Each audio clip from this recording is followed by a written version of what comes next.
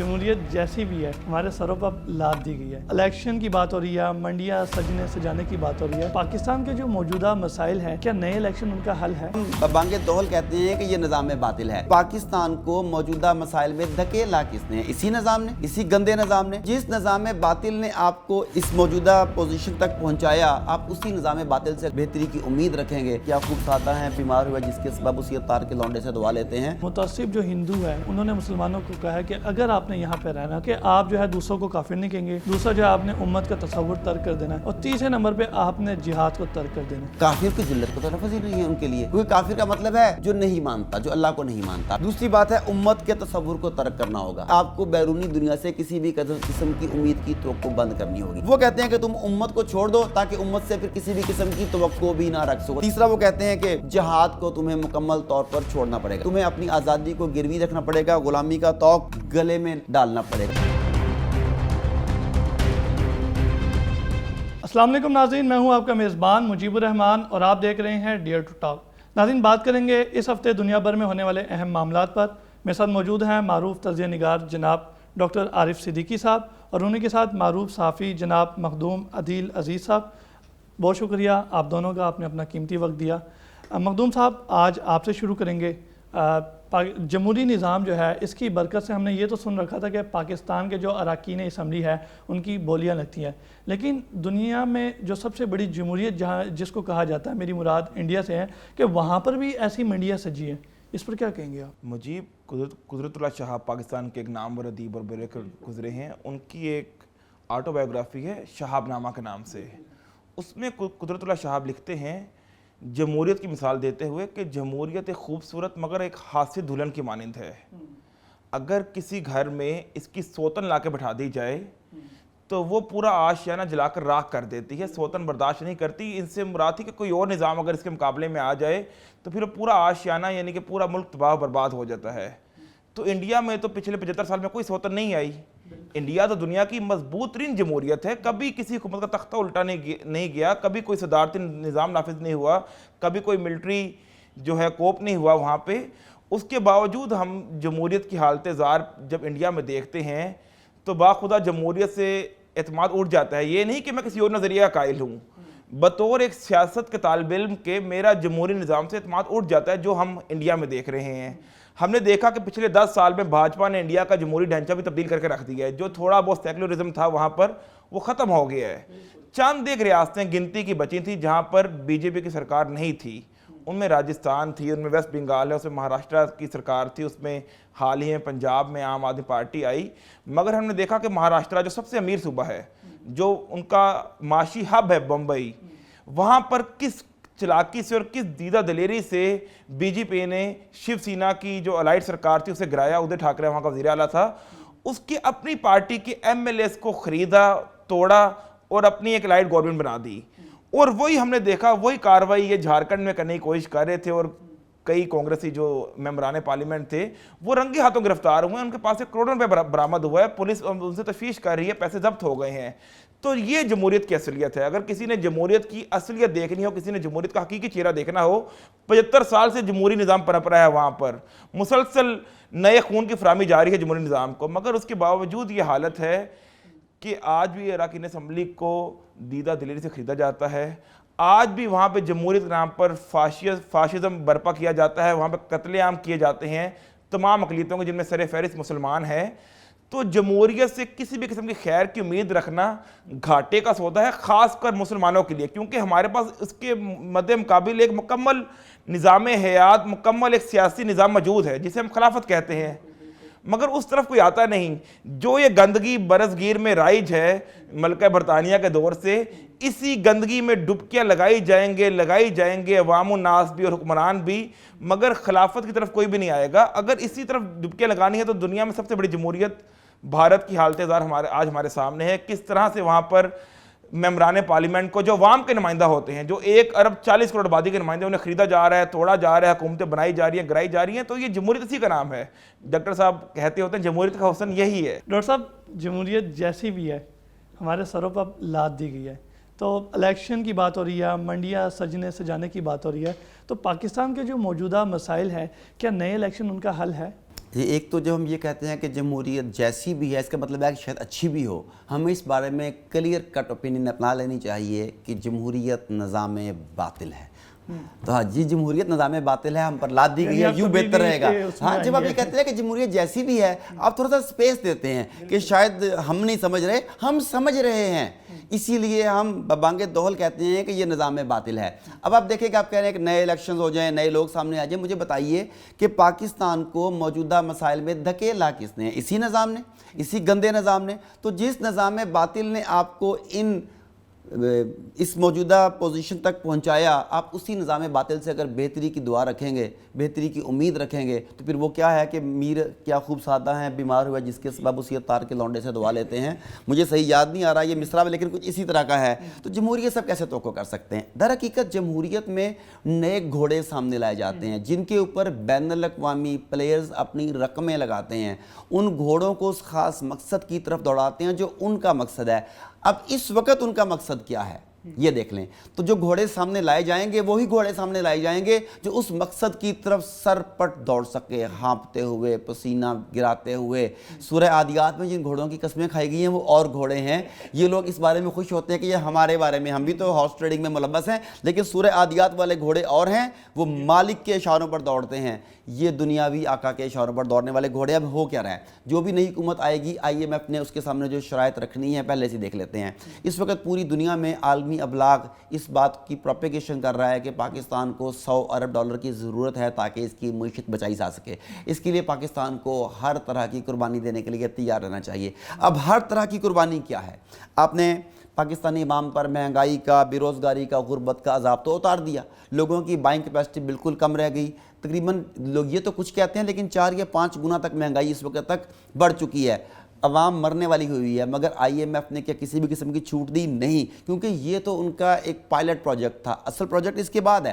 آپ کو پتہ ہے کہ پاکستان کے ایٹمی اثاثوں پر کتنی نظر ہے. پاکستان میں اسرائیل نواز لابی موجود ہے جو آپ کی پارلیمنٹ میں بھی موجود ہے، جو ٹی وی اور اخباری اینکرز، دانشوروں، کالم نویسوں کی شکل میں بھی موجود ہے، جو مسلسل آپ کی پلاننگ کرتے ہیں. اب آپ دیکھیں ہو کیا رہا ہے. ایک تو اثاثے آپ کے بیچنے کی تیاری کی جا رہی ہے. اس کے ساتھ ساتھ کیا ہو رہا ہے دیکھتے ہیں. میں کچھ لسٹ بتاتا ہوں آپ کو کہ اس وقت حکومت پاکستان بین الاقوامی اداروں کی شہ کے اوپر کچھ ادارے اور منصوبے دوست ممالک کو بیچنا چاہ رہی ہے. مطلب ہم اسرائیل کو نہیں بیچیں گے، ہم انڈیا کو نہیں بیچیں گے. ہمیں اپنا مفاد بھی تو عزیز ہے نا. ہمارے دوست ملک ہیں، ہم انہیں دے لیں گے تو دوست دوست، بھائی مسلمان بھائی بھائی ہوتا ہے. اب کیا ہے؟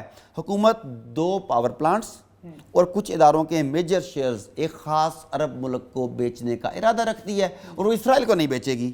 اور یہ عرب ملک پاکستان کو 2 ارب دیں گے اور اس کے عوض یہ دونوں پاور پلانٹس کو ہڑپ کر جائیں گے. اور اطلاعات کے مطابق یہ عرب ملک متحدہ عرب امارات ہے جس کے اسرائیل کے ساتھ تجارتی کم اور عسکری تعلقات زیادہ ہیں. اس وقت اسرائیل فرنٹ پر جس سٹیٹ کو رکھ کر مسلم ممالک کے ساتھ کھیل رہا ہے اس کا نام متحدہ عرب امارات ہے. اس کے بعد پاکستان کے ایٹمی اثاثوں کے اوپر نظر رکھی جا رہی ہے. پاکستان کے ایٹمی اثاثوں کا سودا کرنے کی بات کی جا رہی ہے. پاکستان کی ایک انتہائی اہم شخصیت، ایک انتہائی اہم وزیر نے یہ کہا تھا کہ اسرائیل سے تعلقات اگر پاکستان کی اکانومی کو بچا سکتے ہیں تو ہمیں پہل کرنی چاہیے، ہمیں اس میں کیا دیر ہے. حکومت پاکستان سٹیٹ آئل کی بھی نجکاری کرنے کا فیصلہ کر رہی ہے. اب وہ آپ کا جو سٹیٹ آئل ہے، پاکستان سٹیٹ آئل PSO، اسے بھی وہ دینے جا رہی ہے، لیکن جن شرائط پر دینے جا رہی ہے وہ وہی گھاٹے کا سودا ہے. اور اگر آپ ویجیلنٹ نہ رہے، اگر آپ بہت زیادہ محتاط اور چوکنے نہ رہے تو شاید آنے والے دنوں میں آپ کو ایٹمی اثاثوں کے بارے میں بھی انتہائی خطرناک صورتحال سننے کو ملے. تو جو الیکشنز کی جو بات کر رہے ہیں، الیکشنز کا مطلب صرف یہی ہوتا ہے کہ ہلچل مچائی جائے، لوگوں کے ذہنوں کو ایک طرف لگایا جائے اور اس کے بعد اس کے پس پردہ اپنا کام کر لیا جائے. اور اس وقت پس پردہ کام پاکستان کو فروخت کرنا ہے. کوئی بھی لوگ ایک ہی ہیں، یہ لوگ ایک ہی تھیلی کے چٹے بیٹھے. بالکل ٹھیک. ڈاکٹر صاحب دوبارہ سے انڈیا کی طرف آتے ہیں کہ وہاں پر مسلمانوں کے اوپر جو زندگی ہے وہ تنگ کر دی گئی ہے، حیات تنگ کر دی گئی ہے. اور متعصب جو ہندو ہے انہوں نے مسلمانوں کو کہا ہے کہ اگر آپ نے یہاں پہ رہنا ہے تو 3 شرطیں. 3 شرطیں انہوں نے دے دی. ایک یہ کہ آپ جو ہے دوسروں کو کافر نہیں کہیں گے، دوسرا جو ہے آپ نے امت کا تصور ترک کر دینا ہے، اور تیسرے نمبر پہ آپ نے جہاد کو ترک کر دینا ہے. کیا کہیں دیکھیں، جو بھارتی راشٹریہ سیوک سنگھ یہ RSS ہے، یہ ایک فاشسٹ، ایک فسطائی جماعت ہے. یہ نازیزم تو بلا وجہ بدنام تھا، ہٹلر تو بلا وجہ بدنام تھا. اصل میں اپنے نازیزم کو یا فسطائیت کو اپنی پیک پر دیکھنا ہے تو آپ کو انڈیا کو دیکھنا چاہیے. विश्व हिंदू परिषद भी इन्हीं की ज़ैली तंजीम है, इनके साथ मिलकर काम करती है। अब जो उन्होंने 3 पॉइंट्स बताए हैं, पहली बात, दूसरों को काफिर नहीं कहेंगे।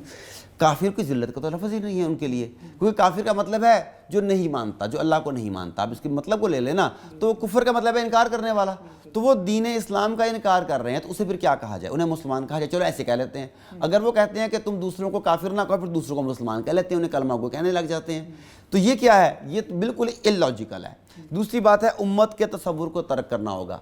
उम्मत के तसव्वुर को तर्क करने का मतलब ये है कि आपको बैरूनी दुनिया से किसी भी किस्म की उम्मीद की तवक्को बंद करनी होगी। हम कहते हैं कि उम्मत एक जस्ते वाहिद की मानंद है। आप देखें कि अगर आपने मेरे साथ दर्जनों, मतलब ये भी नहीं आती है, सैकड़ों प्रोग्राम कर चुके हैं आप मेरे साथ, जितने प्रोग्राम भी आपने किए हैं, हर प्रोग्राम में नहीं तो हर दूसरे प्रोग्राम में हम उम्मत के तसव्वुर की बात करते हैं, हम जोग्राफियाई हदूद से बाहर निकलने की बात करते हैं। हम कहते हैं कि मुसलमान जस्ते वाहिद की मानंद है, अगर इसके एक जिस्म के हिस्से को तकलीफ होगी तो पूरे का पूरा जिस्म तकलीफ पे मुब्तला होगा। ये है ना उम्मत। वो कहते हैं कि तुम उम्मत को छोड़ दो ताकि उम्मत से फिर किसी भी किस्म की तवक्को भी ना रख सको। This is number 2। तीसरा, वो कहते हैं कि जिहाद को तुम्हें मुकम्मल तौर पर छोड़ना पड़ेगा। इसका मतलब है कि तुम्हें अपनी आज़ादी को गिरवी रखना पड़ेगा, गुलामी का तौक गले में डालना पड़ेगा। और इससे भी आगे बढ़ते हुए इनके फ़िक्री रहनुमा श्री राम माधु ने मज़ीद कुछ शराइत पेश की हैं, और इसके साथ साथ जो उन्होंने आर्मी के थिंक टैंक्स ऐड किए हैं, उसमें एक हाजिर सर्विस ब्रिगेडियर है, वो एक थिंक टैंक के तहत एक सेमिनार हो रहा था, उसमें कहता है कि मुसलमानों को यहाँ की खाना काबा का मॉडल बना देते हैं, उसके गिर चक्कर चुक्कर काट लिया करें। सऊदी अरब क्यों जाते हैं? अजमेर चले जाया करें, अजमेर जाके वहाँ पर अपना शौक पूरा कर लें, मगर इन्हें सऊदी अरब जाने की इजाज़त नहीं देनी चाहिए। क्यों? वहाँ जाके दोबारा से उम्मत का तसव्वुर कहीं बेदार ना हो सके। आप एक और चीज़ देखिए कि किस तरीके से मैनिपुलेशन की जाती है। इंडियन फिल्म ले लें, इंडियन फिल्म में जब हिंदू को दिखाया जाएगा तो वो मंदिर जाएगा, ईसाई को दिखाया जाएगा तो वो चर्च जाएगा, जब मुसलमान को दिखाया जाएगा तो वो किसी कब्र पे जाएगा। आप मुझे देखिए कि ये क्या है? आप क्या देख नहीं रहे कि अल्फाज के ज़रिए, इमेजेस के ज़रिए आपके ख्यालात को कैसे बदला जा रहा है? क्या मुसलमान कब्रों को पूजने वाले हैं? क्या मुसलमान साहिब कब्र से दुआ मांगने वाले हैं? उन फिल्मों में अगर फिल्म भी है तो वो चर्च क्यों दिखाते हो? फिर आप मंदिर क्यों दिखाते हो? आप उस वक्त दूसरी किसी क्यों नहीं दिखाते? जाके वहाँ पर वो दिखाते हैं, मुसलमान की बड़ी कब्र दिखा रहे हैं, दरबार दिखा रहे हैं। क्यों? क्योंकि वो मुसलमानों को उनकी असल रूह से, तौहीद से काटना चाहते हैं, बहुत अहम जहाद से काटना चाहते हैं। और मुसलमानों का तसव्वुर उम्मत जो है, ये मसला कश्मीर की जड़ है। मखदूम साहब, आपकी तरफ आऊँगा कि इंडिया के बारे में हम बहुत ज़्यादा इस तरह के प्रोग्राम्स तो करते हैं कि वहाँ पे जुल्म हो रहा है, मुसलमानों को जीने नहीं दिया जा रहा। जिस तरह सऊदी अरब के बारे में बात की, रिसेंटली एक वीडियो बहुत ज़्यादा सोशल मीडिया पे चल रही है, यकीनन आपकी नज़र से भी गुजरी होगी। वो शिहाब नामी एक लड़का वहाँ से पैदल चला है और 2023 में वो सऊदी अरब पहुँचेगा। तो उसकी जो वीडियोस आ रही है उसमें देखा जा रहा है कि बहुत ज़्यादा उसको इंडियन पुलिस की तरफ से भी प्रोटोकॉल दिया गया है, हिंदूस खुद भी आ रहे हैं। इवन के बहुत सारी ऐसी वीडियोस भी देखने में मिली जिसमें हिंदू से खुद कहते हैं कि हमारे लिए आप जब वहाँ जाएं तो हमारे लिए भी दुआ करें। तो फिर आपको नहीं लगता कि कहीं ना कहीं जिस तरह हम बयान करते हैं हो सकता है वैसा ना हो, या इसमें यह भी तो हो सकता है कि सॉफ्ट इमेज जो है वो सॉफ्ट कॉर्नर बनाने के लिए? मैं टांग अड़ाना चाहूँगा बीच में, प्लीज़ प्लीज़ ज़रूर। ये बिल्कुल ऐसा ही है जैसे अबुल कलाम आज़ाद को सदर नामजद किया गया, जैसे जैल सिंह सदर था। ये सॉफ्ट इमेज के लिए, इमेज बिल्डिंग के लिए ये कामें की जाती हैं, वीडियोस बनाई जाती हैं। बाकी यही बताएंगे बेहतर। बिल्कुल मुजीब, आपने बजा फरमाया, मगर इससे पहले मैं एक बात ऐड करना चाहूँगा कि जो आपका पिछला सवाल था डॉक्टर साहब से, हिंदुस्तान में मुसलमानों की अगर हम 3 बड़ी निशानियों की बात करें तो उनका जो एक मजहबी निशानी है वो जामिया मस्जिद दिल्ली हो सकती है, जो उनकी सकाफती निशानी है वो ताजमहल हो सकता है, मगर जो उनकी सबसे बड़ी इल्मी निशानी है वो अलीगढ़ मुस्लिम यूनिवर्सिटी है, AMU। बिल्कुल बिल्कुल। मैं गुज़श्ता रोज़ ही मैं पढ़ रहा था ये कि AMU ने अपने क़याम के बाद से पहला मौका है कि जब गैर मुल्की मुसन्निफ़ीन, ख़ासकर जिसमें इजिप्शियन और पाकिस्तानी जो राइटर्स शामिल थे इस्लामी, जिसमें सैयद मदूदी का नाम भी था, सैयद मदूदी की हमें एक किताब से तो इख्तिलाफ हो सकता है, मगर जो उनकी जिहाद पर कुतब है या जो पर्दे के बारे में कुतब है उनकी अहमियत से किसी को इनकार नहीं हो सकता। तो वो उनकी जो कुतब थी वो अलीगढ़ मुस्लिम यूनिवर्सिटी के सिलेबस में ऐड थी, शामिल थी। मगर अब देखें वो जो बात कर रहे थे कि जो 3 निकाती एजेंडा है उस पर अमल दरअमल भी शुरू हो गया है, और उसका निशाना सबसे पहले सबसे बड़ा जो इल्मी दरसगाह है वो बनी है कि वहाँ की जो एडमिनिस्ट्रेशन है उसने फैसला किया कि अब हम इनकी कुतब को नहीं पढ़ाएंगे, एक किस्म की पाबंदी लग गई है, बैन लग गया है। दूसरी आप बात कर रहे थे, उस लड़के की मिसाल दे रहे थे जो केरल से गालबन चला है और वो मक्का जाएगा हज करने पैदल। तो देखिए अगर वो प्रोटोकॉल दे रही है उसे हुकूमत, तो डॉक्टर साहब ने बिल्कुल बजा फरमाया कि एक सॉफ्ट इमेज बिल्ड करना है, क्योंकि हमने हाल ही में देखा नूपुर शर्मा के मामले में अरब ममालिक की अवाम ने खासकर किस तरह का रिएक्शन दिया था। تو وہ جان پوچھ کے چھوٹی چھوٹی ویڈیوز بنا کے پھیلائی جا رہی ہیں، وگرنہ اصل روپ تو وہی ہے جو کہتے ہیں کہ کعبہ کا ماڈل ایک ہندوستان میں بنا دو. تو اس طرح کی ویڈیوز صرف ایک پروپیگنڈا ہے، اور پروپیگنڈا بھی بڑا سطحی ہے، کیونکہ اب سوشل میڈیا کا دور ہے، کوئی چیز کسی سے چھپ نہیں سکتی. ہم دیکھتے ہیں کہ کوئی دن ایسا نہیں گزرتا جب ہندوستان سے کوئی ایسی ویڈیو موصول نہ ہوتی ہو، کوئی ایسی ویڈیو وائرل نہ ہوتی ہو جس میں اسلامیہ نے ہند پر ظلم کیا جا رہا ہے. بالکل ٹھیک. ڈاکٹر صاحب ریسنٹلی جو امریکی صدر ہے اس نے اسرائیل کا دورہ کیا، پھر سعودی عرب کا دورہ کیا، تو یہ دورے کا مقصد کیا تھا اور یہ کتنا کامیاب رہا؟ مجیب، اس کے تو کئی مقاصد ہیں. کثیر الجہتی تھا. پہلے سعودی ایم بی ایس نے انکار کر دیا تھا ملاقات سے، فون سننے تھے، پھر انہوں نے اسپیشل اس کے لیے لابنگ کی، ملاقات ارینج کی. ایک تو اس تعلقات کو دوبارہ سے پہلی سطح پر لانا تھا، سرد مہری کو ختم کر کے گرم جوشی پیدا کرنی تھی. اور اب ہوا کیا، جب بائیڈن سعودی عرب پہنچتا استقبال کے لیے امریکہ میں موجود سعودی سفیر اور گورنر مکہ پہلے سے موجود تھے. اب یہ کیوں پہنچ رہا، آپ دیکھتے ہیں. پہلی بات تو یہ کہ افغانستان میں طالبان کے برسر اقتدار آنے سے امریکی ساکھ کو شدید نقصان پہنچا ہے. اس کے بعد روس یوکرین جنگ میں روس نے جو کچھ کیا اور یوکرین کو جس طریقے سے ذلت کا سامنا کرنا پڑا، اور پورے کے پورے مغرب نے جس خوف اور دہشت میں اپنی وہ چند مہینے گزارے، اس نے بھی امریکی ساکھ کو بہت ڈیمیج کیا. کیونکہ امریکہ تو ان کا آقا تھا، تو اس کا کہنا تھا کہ میں تمہاری حفاظت کروں گا، میں تمہیں فوجی بھی دوں گا، میں تمہیں اسلحہ بھی دوں گا. لیکن جب عین وقت آیا تو ہم فوجی نہیں دے سکتے، تم اپنی جنگ خود لڑو. اس نے ٹوٹلی انکار کر دیا. اب امریکہ کی ہیبت اور دہشت دنیا میں کم ہو رہی ہے. اس ہیبت اور دہشت کو برقرار رکھنے کے لیے، اپنی عسکری بالادستی کو برقرار رکھنے کے لیے اسے مشرق وسطیٰ میں کوئی ایسے فیصلے کرنا ضروری ہے، ایسے فیصلے دکھانا ضروری ہے جس سے پتہ لگے کہ امریکہ آج بھی سپر پاور ہے. دوسری بات، اسے توانائی کی ضرورت ہے، توانائی کے وسائل کی، ذخائر کی ضرورت ہے. اگرچہ امریکہ بذات خود بہت سارا پیٹرول پیدا کرتا ہے، مگر اس کے بے شمار الائز ہیں جن کا انحصار امریکہ کے علاوہ دوسرے ملکوں پر بھی ہے، اور ان الائز کو اپنے ساتھ رکھنے کے لیے توانائی کی ضرورت کو پورا کرتے رہنا امریکہ کی مجبوری ہے. پھر آپ دیکھیں روس اور چین، ان کی غیر معمولی بڑھتی ہوئی قربت بھی امریکہ کے لیے خطرے کی علامت ہے. ایک وقت تھا چند ماہ پہلے تک جب پاکستان بھی اس بلاک میں سمجھا جا رہا تھا. اس صورت میں صورتحال اس کے لیے اور زیادہ ابتر ہو جاتی. تو اس نے پاکستان کو تو بڑی چالاکی سے، عیاری سے، دھونس دھمکانے کے، لالچ کے ذریعے جو طریقے اس نے استعمال کیے، پاکستان کو اس نے فی الوقت اس بلاک سے علیحدہ کر دیا. لیکن اس کے باوجود روس اور چین تو وہیں پر کھڑے ہیں، اور بھارت بھی ان سے اپنے مفادات لے رہا ہے. اور بھارت کسی وقت امریکہ کے ساتھ وہ دو بدو بھی ہو سکتا ہے، کیونکہ اسے مفادات تو وہاں سے پورے ہو رہے ہیں. تو یہ ساری کی ساری چیزیں امریکہ کو دھمکا رہی تھی، ڈرا رہی تھی، پریشان کر رہی تھی. تو اگر مشرق وسطیٰ میں امریکہ اپنا اثر و رسوخ قائم کر لیتا ہے، تو مشرق وسطیٰ میں عرب میں، سعودی عرب میں خاص طور پہ جو مقامات مقدسہ ہیں، ان کی پوری دنیا کے مسلمانوں کے ساتھ ایک قلبی وابستگی ہے. تو وہاں پر امریکہ کی رسپیکٹ ہونا پورے عالم اسلام میں امریکہ کو رسپیکٹ دے سکتا ہے. وہاں پہ امریکہ کا قابل قبول ہونا، امریکہ کو قابل قبول بنا لینا، پورے عالم اسلام کے لیے اسے قابل قبول بنانے میں ایک اہم کردار ادا کر سکتا ہے. ایک تو یہ ہے. اس کے بعد آگے چلیں تو اس دورے کا اہم مقصد یہ تھا کہ اسرائیل کی سیفٹی کو، اسرائیل کی سیکیورٹی کو یقینی بنایا جائے. وہ جو ابراہم اکارڈ انہوں نے کیا ہے، اس کے مطابق زیادہ بہتر تعلقات بنائے جائیں، اسرائیل کو زیادہ تحفظ دیا جائے، عربوں کے لیے اسرائیل کو زیادہ سے زیادہ قابل قبول بنایا جائے. اور اسرائیل کے بارے میں، اسرائیل نہیں بلکہ یہودیوں کے بارے میں کہنا چاہیے، جو منفی تاثر ہے، جو حقیقی تصور ہے، اصل میں ان کی اصل کے بارے میں کوئی تصور ہے، اس تصور کو زائل کیا جائے، ان کا سافٹ امیج بنایا جائے. جیسے بھی آپ نے کہا کہ وہ انڈیا بھی اپنے سافٹ امیج کے لیے کام کرتا ہے، تو اسرائیل کے سافٹ امیج کے لیے کام کرنا، یہ ساری کی ساری چیزیں امریکہ کو پوری کرنی پڑیں گی اگر اس نے اپنے آپ کو بطور سپر پاور دوبارہ سے بنوانا ہے. تو یہ اس کا وزٹ اسی سلسلے کی کڑی ہے. بالکل ٹھیک ہو گیا. ڈاکٹر صاحب ایک اور چیز کہ اسلام میں 4 شادیوں کی اجازت ہے، لیکن ہم جب بھی دیکھتے ہیں تو ایک تو ہمیشہ اس کی مخالفت کی جاتی ہے، طرح طرح کی باتیں کی جاتی ہیں، اور ہمارے گھروں سے کی جاتی ہیں، باقی چھوڑے ہمارے گھروں سے کی جاتی ہیں. سر وہ حاسد سوتن والی بات آ گئی نا اس کے اندر، تو جو مخدوم صاحب نے دی.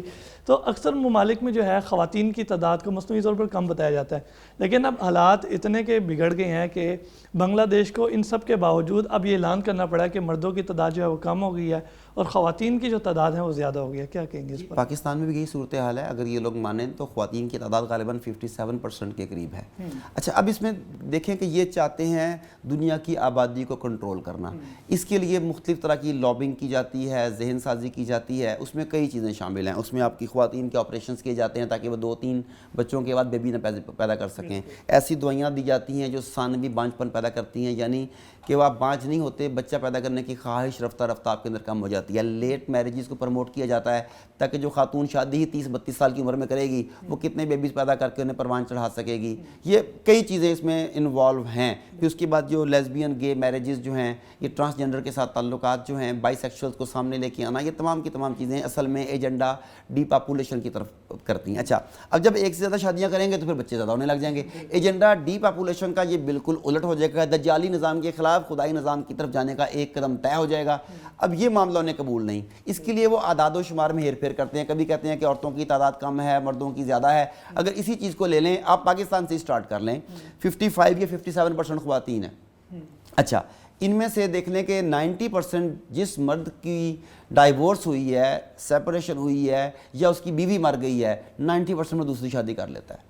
خاتون دوسری شادی بھی نہیں کر پاتی کہ جی میں اپنے بچوں کے لیے زندگی, ایک اسلامی کنسیپٹ نہیں ہے, یہ ایک ہندوانہ کنسیپٹ ہے جو انہوں نے اپنا لیا کہ میں نے دوسری شادی نہیں کرنی, میں نے اپنے ہسبینڈ کے نام پر رہنا ہے. جس طرح خود کو آگ لگا لیتی تھی نا, یہ خود کو اس زندگی کی آگ میں جھونک دیتی ہیں. اچھا, اگر وہ 15 سے 20% ہیں جو بیوہ ہیں یا شادی شدہ ہیں, سیپریٹڈ ہیں, تو اب 55% اگر پچھلے وہ لگا لیں اور 15% یہ لے لیں تو یہ ہو گیا 70%. اب 70% خواتین بچتی ہیں جن کی شادی ہونی ہے اور 30% مرد بچتے ہیں. اگر ایک مرد 2 شادیاں کرے گا تو بے روی کا بھی خاتمہ ہوگا. ایک مرد 2 شادیاں کرے گا, ان عورتوں کو سہارا بھی ملے گا. مگر آپ نے ہمارے گھروں میں ذہن سازی اس طریقے سے کر دی گئی ہے کہ اگر آپ ایک دوسری شادی کی صرف بات ہی چھیڑ دیں تو آپ کی بیگم تو بیگم, آپ کی سگی ماں, آپ کی سگی بہن, آپ کی سگی بیٹی, یہ سب آپ کے مخالف صرف ستیلے دوست ساتھ کھڑے ہوتے ہیں.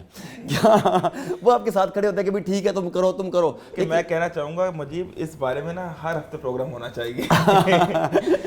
اچھا, اب اس پہ دیکھیں جنگیں ہوتی ہیں. اب انہیں ہر پہلو سے دیکھیں. افغانستان ہمارے سامنے ہے, شام ہمارے سامنے ہے, جنگیں ہوتی ہیں. جنگوں کا نشانہ سب سے زیادہ کون بنتا ہے؟ مرد بنتا ہے. جنگ کا نشانہ مرد بنتا ہے.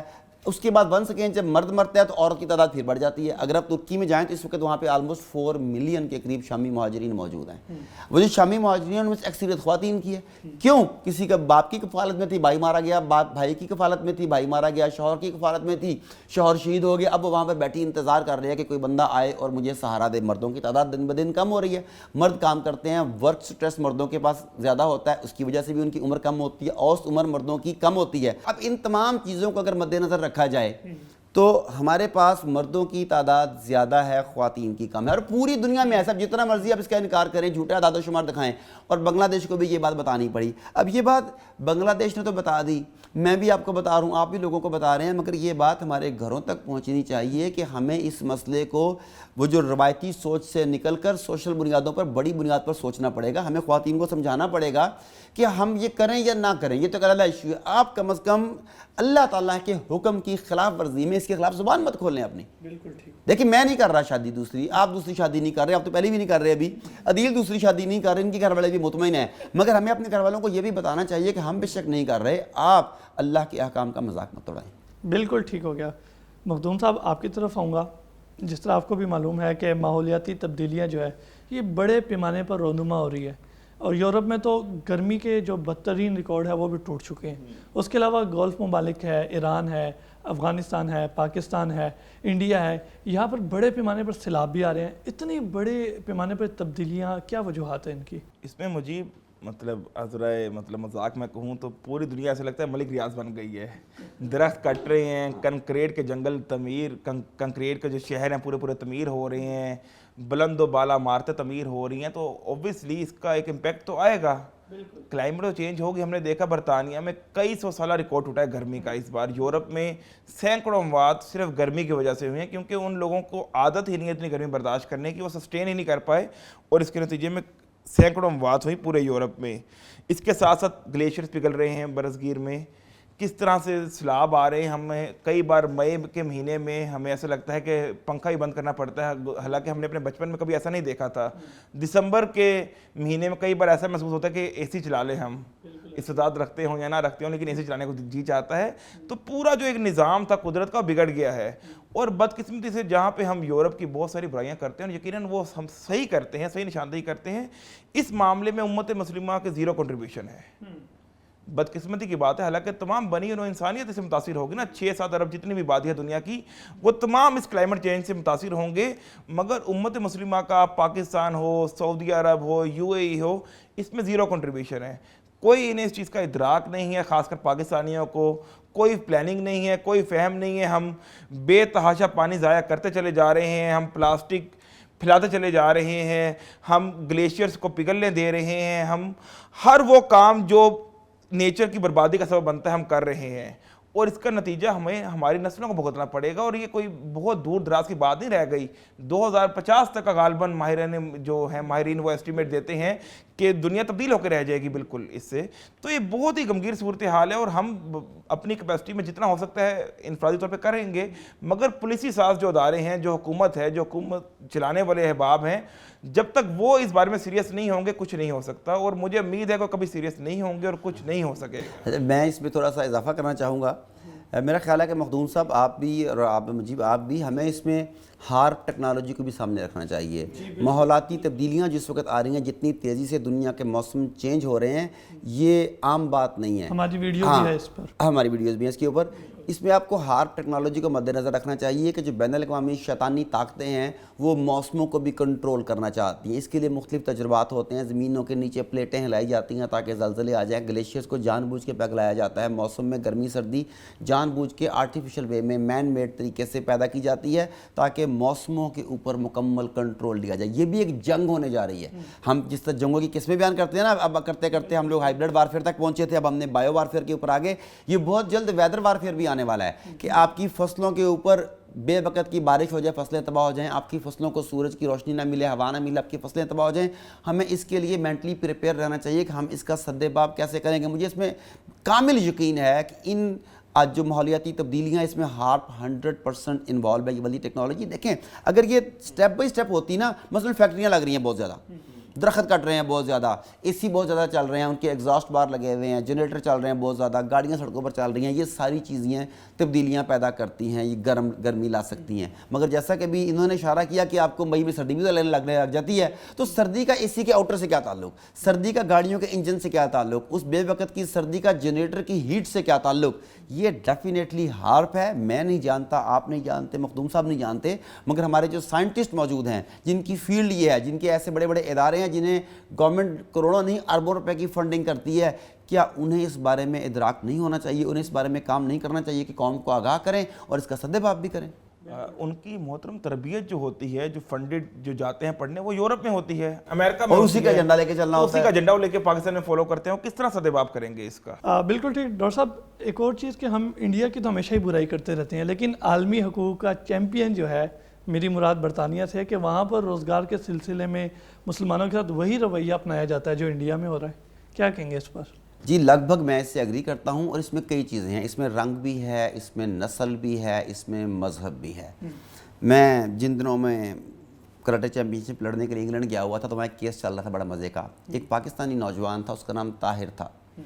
وہ ایک ہی فرم میں 2 ملتی جلتی سی ویز تیار کر کے جاب کے لیے بھیجتا.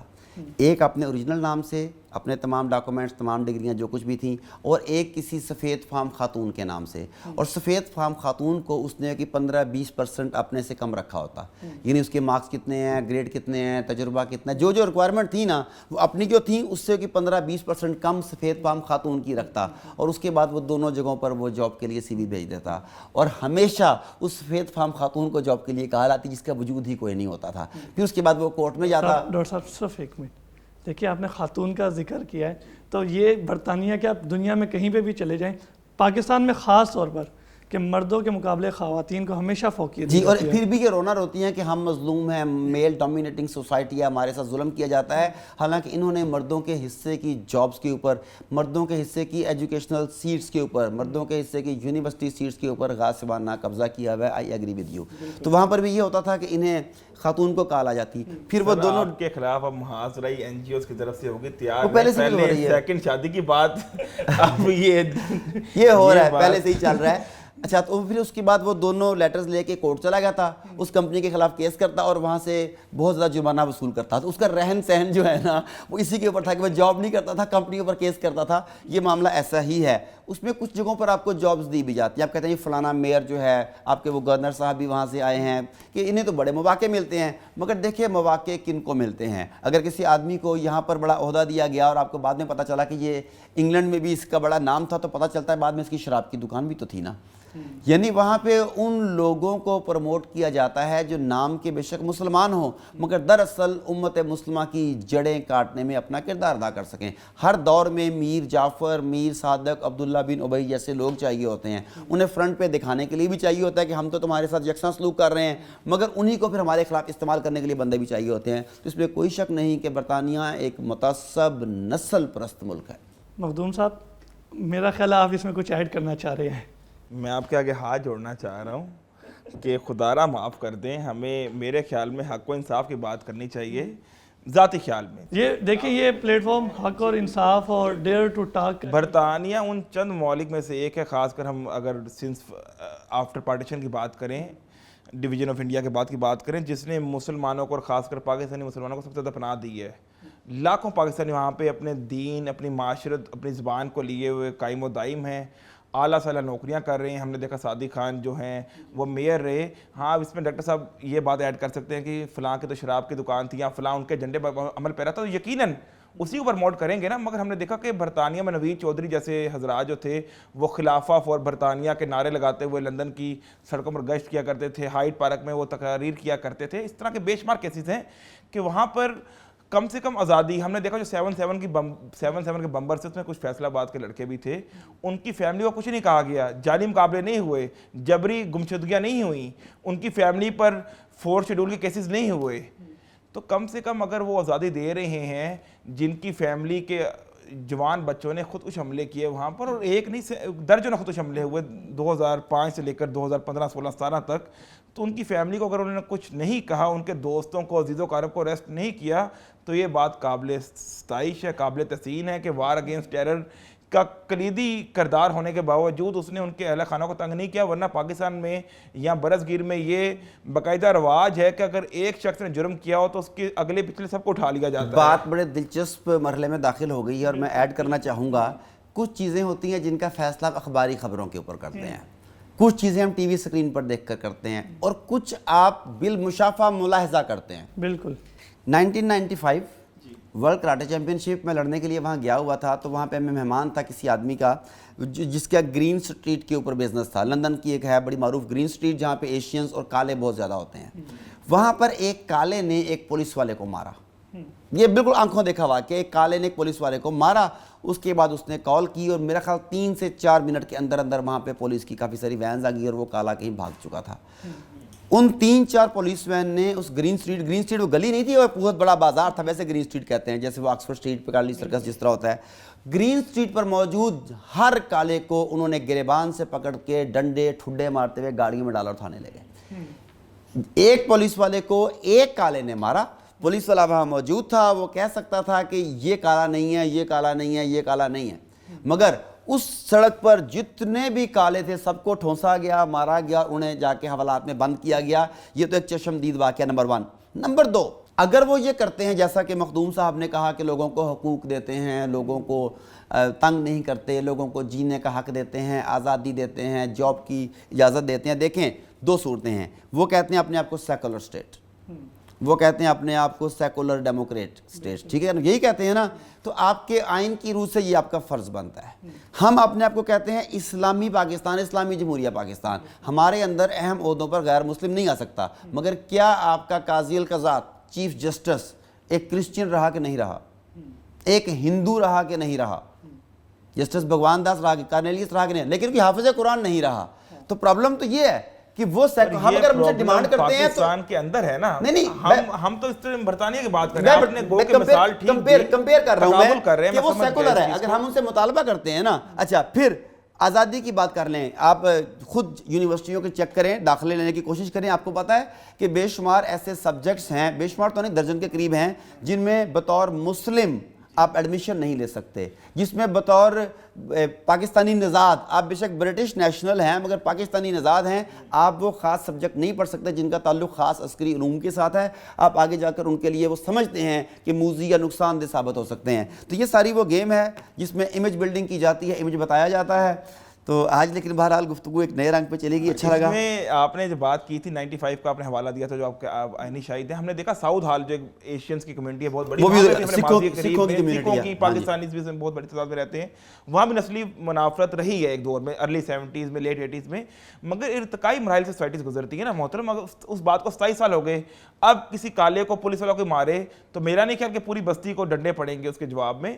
اسی طرح یہ تو جائیں گے تو پرسپشن ہے, یہ تو آپ کی پرسپشن ہے کہ ایسا نہیں ہوگا, اور میں چونکہ دیکھ چکا ہوں تو میں کہوں گا کہ ہوگا. مگر اب سوشل میڈیا کا دور ہے نا, دنیا گلوبل ولیج بن چکی ہے. اسی طرح قدرت اللہ شہاب نے ایک بار لکھا تھا جب وہ ڈی سی جھنگ تھے, خان قربان علی خان اس ٹائم چیف منسٹر آئی جی پنجاب تھے, جھنگ میں ایک کانسٹیبل مر گیا کسی گاؤں میں, تو خان قربان علی خان نے پورے گاؤں کو تہس نہس کر دیا. شہاب نامہ میں لکھا ہوا, ڈپٹی کمشنر کی ڈائری میں باب ہے اس کا پورا. تو اس طرح ہر معاشرے میں ہوتا ہے, مگر اوورآل میرا ذاتی خیال ہے بنسبت انڈیا کے یا اسرائیل کے یا دیگر ممالک میں لاکھوں, اس ٹائم میرے خیال غالباً 50 لاکھ وہاں پہ مسلمان رہ رہے برطانیہ میں.